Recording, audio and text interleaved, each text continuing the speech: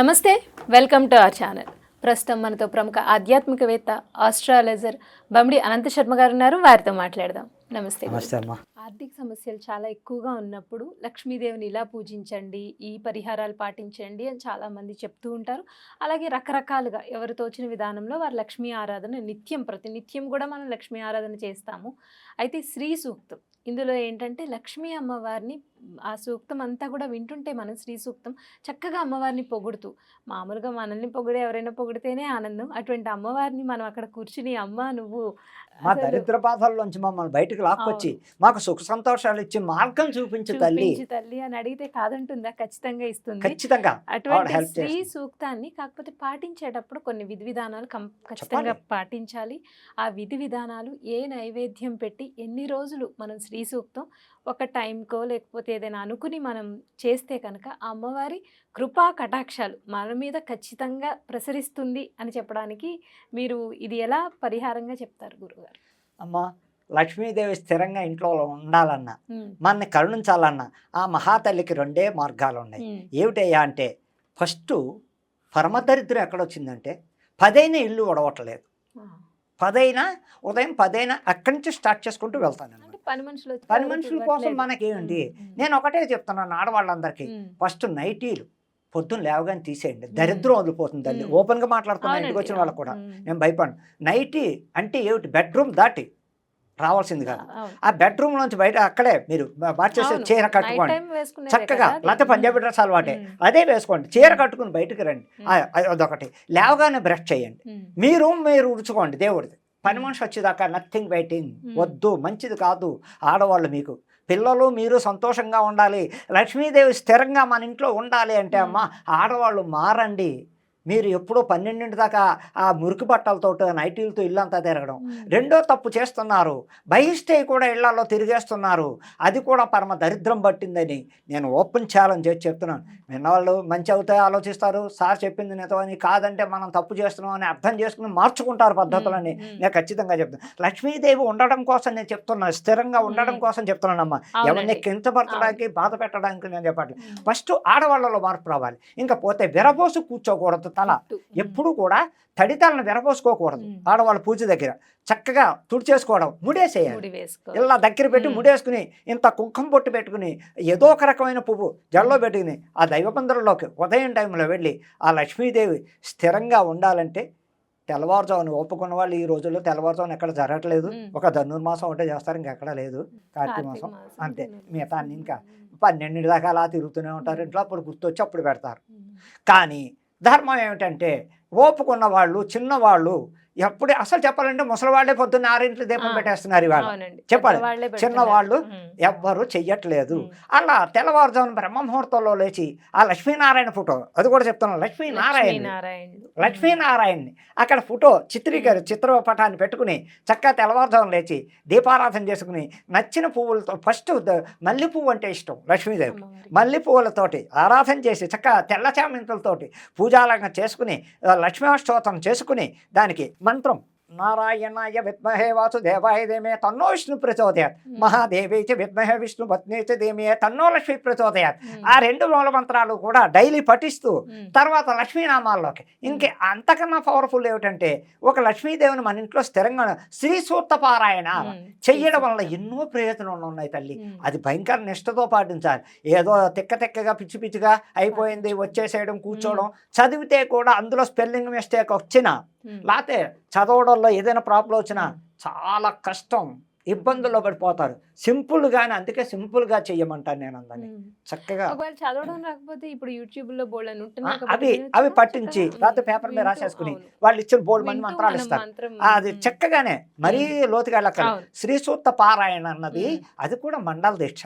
41 రోజు ఏ పారాయణ చేసినా 41 రోజు ఫలితాన్ని విపరీతంగా 41 రోజులు అంటే బహిష్ట అయిపోయిన వాళ్ళు, బహిష్ట అయిన వాళ్ళకి కంటిన్యూ అయిపోతుంది. అదే బహిష్ట అవుతున్న వాళ్ళకి మధ్యలో 5 రోజులు బ్రేక్ వస్తుంది, తర్వాత నుంచి కంటిన్యూ చేయొచ్చమ్మా. ఇంకా లక్ష్మీదేవి స్థిరంగా ఉండడానికి రకరకాల ఇల్లు శుభ్రత, ఫస్ట్ ఇల్లు శుభ్రత. చక్కగా లేవగానే వాకలి పని మనిషితో వద్దు, చిలకరించేటివే తులసి కోట దగ్గర చిలకరించి ఓ ముగ్గు నచ్చింది, తర్వాత పని మనిషి యొక్క బెడ్రూమ్లో ఇల్లు హాలు తుడుచుకుంటాం వాళ్ళు. మనకి దేవుడి గది వాక్లేనమ్మా ఫస్ట్.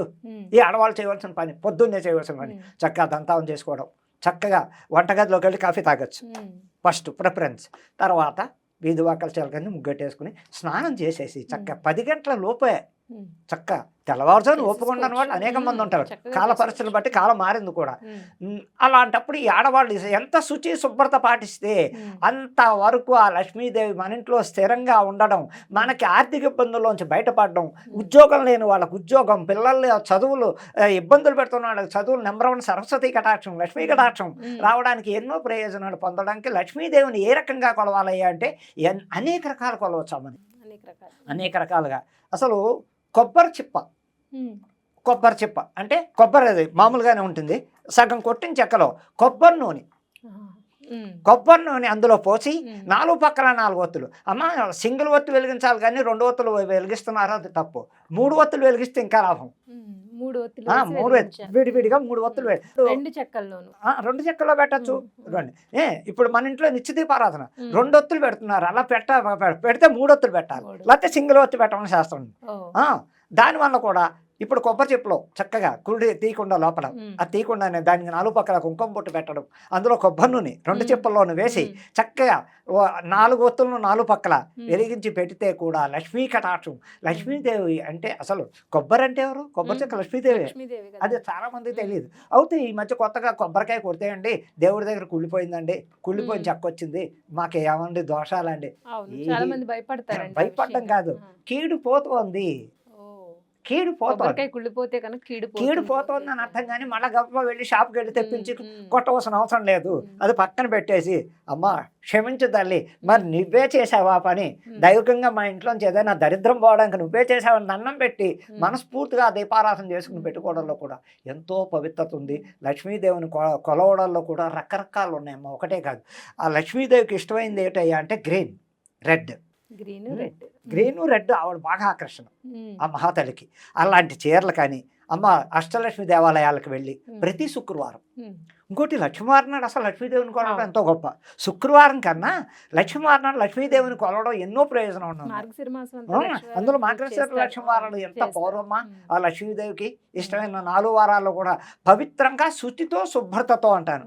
శుచి శుభ్రత లేక గొప్పల కోసం చేయకండి, మన కుటుంబం బాగుండడం, మన భర్త పిల్లలు బాగుండడం కోసం, మేము సుఖమంగళిగా ఉండడం కోసం, నిన్ను 100 ఏళ్ళు మా కుటుంబం చల్లగా ఉండాలని కోరుకుంటూ చేయాలి. కానీ ఎవరో గొప్పల కోసం చేయడం, 10 మందిని కూర్చోబెట్టి అక్కడ అలంకరణలు డెకరేషన్లు చేసి లేనిపోని గొప్పలు తెచ్చి దిష్టి వలన కుటుంబంలో ఇబ్బందులు వస్తున్నాయని నేను ఖచ్చితంగా చెప్తున్నాను. అందుకనమ్మా లక్ష్మీదేవిని రకరకాలుగా ఎన్ని రకాల కొలిచినా శుచి శుభ్రత ఫస్ట్, మన ఇంటి శుభ్రత, ఒంటి శుభ్రత ఇది. ఇంకా ఆవిడకి నివేదన ఏమిటయ్యా? క్షీరాన్నం, బెల్లంతో చేసిన పరవాన్నం.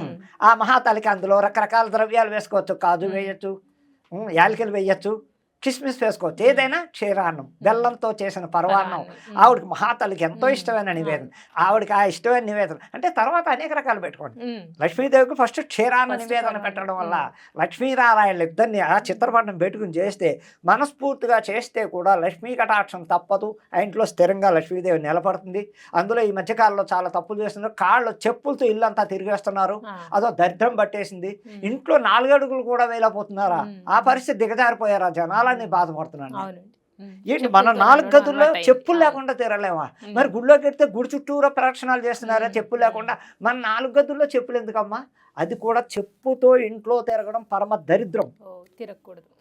నేను ఎన్ని వారాలు చేశాను తల్లి, నీకు ఎన్నో మొక్కలు తీర్చాను తల్లి, నువ్వు ఏది చెప్తే చేశాను, శ్రీసూత పారాయణ 40 రోజులు చేశాను, మాకు ఇదేంటమ్మా అంటే ఆ పూజ అయిపోగానే మళ్ళీ చెప్పులు వేసి వంట గదులు దేవుడి గదులను తిరిగితే మనం చేస్తూ దేవుడిని ఎందుకు నిందయ్యాలి? ముందు మనం పాటించవలసిన నియమాలు పాటించాలి. శుచి శుభ్రత, చెప్పులతో ఇళ్లలో తిరగకుండా, గడప అవతల చెప్పులు ఉండాలి, గడప లోపలికి చెప్పు రాకూడదు. ఇంక అనేక కారణాల చేత అద్దెళ్లలో కుదరకో, అపార్ట్మెంట్లో కుదరకో, బాల్కనీలో, అప్పుడు హాల్లో ఆగ్నేయ మూలగా ఒక కబోర్డ్ పెట్టుకోవాలే కానీ ఇళ్లలో చెప్పులు వేసుకుని అందులో ఆడది అస్సలు తిరగకూడదు. ఇంకో ధర్మశాస్త్రం ఉంది ఇక్కడ. ఆడవాళ్ళు ఇప్పుడు బంగారం ఉంది, బొడ్డు కిందకి డాణం పెట్టకూడదు, చాలా దరిద్రం. కాళ్ళ పట్టీలు, బంగార పట్టీలు తగలకూడదు, పరమ చండాలు. అంటే ఇంకా లేనిపోయిన దరిద్రాలన్నీ మీ ఇంట్లోనే ప్రవేశించి ఉన్నా ధనమంతా ఏ రూపైనా కొట్టుకుపోతుందో తెలియదు. అందుకని ఇన్ని రకాల లక్ష్మీదేవిని నిలపడటం కోసం చెప్తున్న పరిష్కారాలు మీకు రెమెడీలు ఇలా చేసుకుంటే లక్ష్మీదేవి మన ఇంట లక్ష్మీనారాయణులు చక్కగా మన చూస్తారు, చూసి తీరతారు అని ఖచ్చితంగా చెప్తున్నానమ్మా. శ్రీ సూక్త పారాయణ ఏం పవరు! ఆ తల్లి సాక్షాత్తు ఇంకా పారాయణ చేస్తూ ఉండగానే వారం 10 రోజుల్లోనే కంటికి కనపడిన ఆశ్చర్యపడకల్లి గజ్జలు గల్లు గల్లు గల్మంటూ కూడా ఎంతో మంది జరిగింది తల్లి. నీతి నిష్ఠా భక్తులతో చేసిన వాళ్ళందరికీ లక్ష్మీ కటాక్షం తప్పదు, పాటించండి. చక్కగా లక్ష్మీదేవి స్థిరత్వంగా మన ఇంట్లో గుడ్లగూబ ఇంట్లోకి వచ్చిందంటే ఇంకా అసలు ఆ ఇల్లు పవిత్రత. గబ్బిలాలు వస్తున్నాయని భయపడక్కలే, అవి కూడా దేవతే. చాలా మంది భయపడతారు బాబాయ్ గబ్బులు, అస్సలు భయపడక్కలే. అందులో గుడ్లగూబ వచ్చింది అనుకోండి, సాక్షాత్ ఆవిడ వాహనమేగా గుడ్లగూబ, లక్ష్మీదేవి వాహనం. అది కూడా చాలా పవర్. కల్లోకి వచ్చినా కూడా చాలా మంచిది. అందుకని కుబేర లక్ష్మిని కూడా కొలవడం వల్ల చాలా పవర్ ఇడమ. అలాగే ఈ లక్ష్మీదేవికి ఇంకో మనం భార్గవాయ విద్మే తన వర్జితాయ ధీమే తన్నో శుక్ర ప్రచోదయాత్. లక్ష్మీ కుబేర మంత్రం భార్గవాయ విద్మే తన వర్జితాయ ధీమే తన్నో శుక్ర ప్రచోదయాత్. ఎన్ని కటాక్షాలు ఉన్నాయి, ఎన్ని రకాలుగా కొలిచిన తల్లి మన ఇంట్లో ఉండడం. రోజు దీక్షగా ఉండగలిగిన వాళ్ళు పలహారం చెయ్యొచ్చు, తప్పులేదు. ఉపవాసం ఉండమని ఏ శాస్త్రంలో ఎక్కడా లేదు, కడుపార్చు చేయమని. ఓపిక లేని వాళ్ళు ఇవాళ షుగర్లు బీపీలు వచ్చాయి, ట్యాబ్లెట్ వేసుకుని ఇంత తినకపోతూ ఉండలేని రోజులు వచ్చాయి. కాబట్టి ఫాస్టింగ్ చెయ్యమని ఎక్కడ శాసనం, నియమనిష్టాలు పాటించండి, తప్పకుండా సక్సెస్ అవుతారు అని నేను చెప్తున్నా తల్లి. ధన్యవాదాలు. ఓకే తల్లి.